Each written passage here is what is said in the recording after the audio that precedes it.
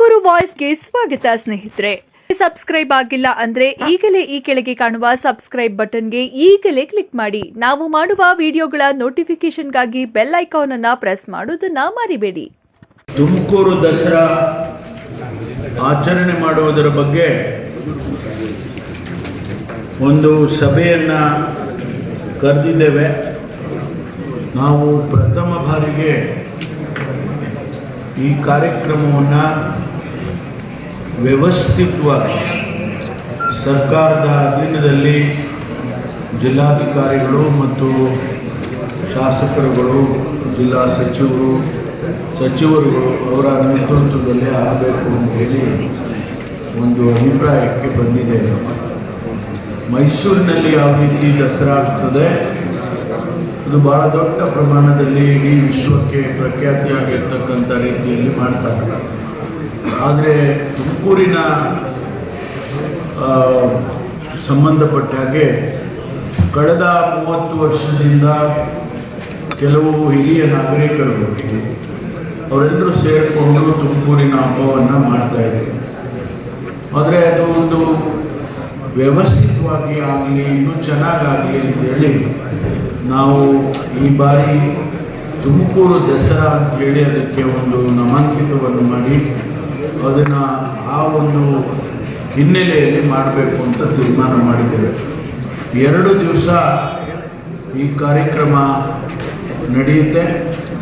ಈ ಕಾರ್ಯಕ್ರಮದಲ್ಲಿ ಯುವಕರಿಗೆ ಸಂಬಂಧಪಟ್ಟ ಹಾಗೆ ಕ್ರೀಡೆಗಳನ್ನು ಆಯೋಜನೆ ಮಾಡುವಂಥದ್ದು, ಮಹಿಳೆಯರಿಗೆ ಸಂಬಂಧಪಟ್ಟ ಹಾಗೆ ಅನೇಕ ಕಾರ್ಯಕ್ರಮಗಳನ್ನು ಮಾಡ್ತಕ್ಕಂಥದ್ದು, ಜೊತೆಗೆ ಸಾರ್ವಜನಿಕರಿಗೆ ಸಂಬಂಧಪಟ್ಟ ಹಾಗೆ ಸಾಂಸ್ಕೃತಿಕ ಕಾರ್ಯಕ್ರಮಗಳು, ನಮ್ಮ ಸಂಸ್ಕೃತಿಗೆ ನಮ್ಮ ಸಾಹಿತ್ಯಕ್ಕೆ ಸಂಬಂಧಪಟ್ಟ ಹಾಗೆ ಕವಿಗೋಷ್ಠಿಗಳು, ಇವೆಲ್ಲವನ್ನು ಕೂಡ ಆಯೋಜನೆ ಮಾಡೋದಕ್ಕೆ ನಾವು ಕಾರ್ಯಕ್ರಮವನ್ನು ರೂಪಿಸ್ತೇವೆ.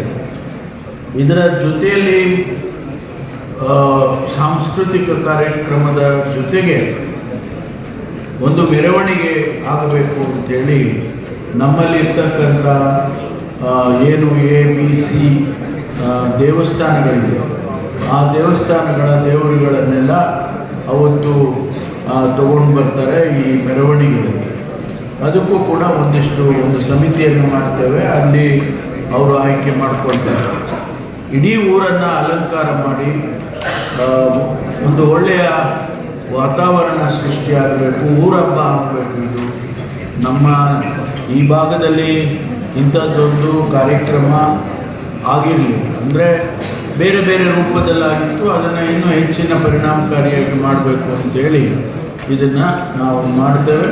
ಇದಕ್ಕೆ ಯಾರು ಒಂದು ಸಮಿತಿಯನ್ನು ಮಾಡ್ತೇವೆ, ಆ ಸಮಿತಿ ಮೇಲುಸ್ತುವಾರಿಗೆ ಎಲ್ಲವನ್ನು ನೋಡ್ಕೊಳ್ತಕ್ಕಂಥ ಒಂದು ಸಮಿತಿ, ಅದು ಜಿಲ್ಲಾ ಉಸ್ತುವಾರಿ ಸಚಿವರ ಅಧ್ಯಕ್ಷತೆಯಲ್ಲಿ ಮತ್ತು ಎಲ್ಲ ನಮ್ಮ ಸಚಿವರುಗಳಿದ್ದಾರೆ.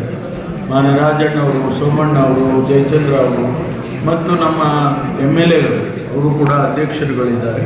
ಅವರೆಲ್ಲರನ್ನು ಕೂಡ ಸೇರಿಸಿಕೊಂಡು ಅವರ ಜೊತೆಯಲ್ಲಿ ಊರಿನ ಪ್ರಮುಖರು ಯಾರು ಹಿಂದೆ ಎಲ್ಲ ಆಯೋಜನೆ ಮಾಡ್ತಾಯಿದ್ರು, ಅದರಲ್ಲಿ ಅನೇಕ ಜನ ಇನ್ನೂ ಆಕ್ಟಿವ್ ಆಗಿದ್ದಾರೆ, ಅವರನ್ನು ಸೇರಿಸ್ಕೊಳ್ತೇವೆ. ಮತ್ತು ಇನ್ನು ಕೆಲವರು ಯಾರು ಆಸಕ್ತಿ ಇದೆ ಅವರನ್ನೆಲ್ಲ ಸೇರಿಸ್ಕೊಂಡು ಒಂದು ಸಮಿತಿಯನ್ನು ಮಾಡ್ತಾರೆ.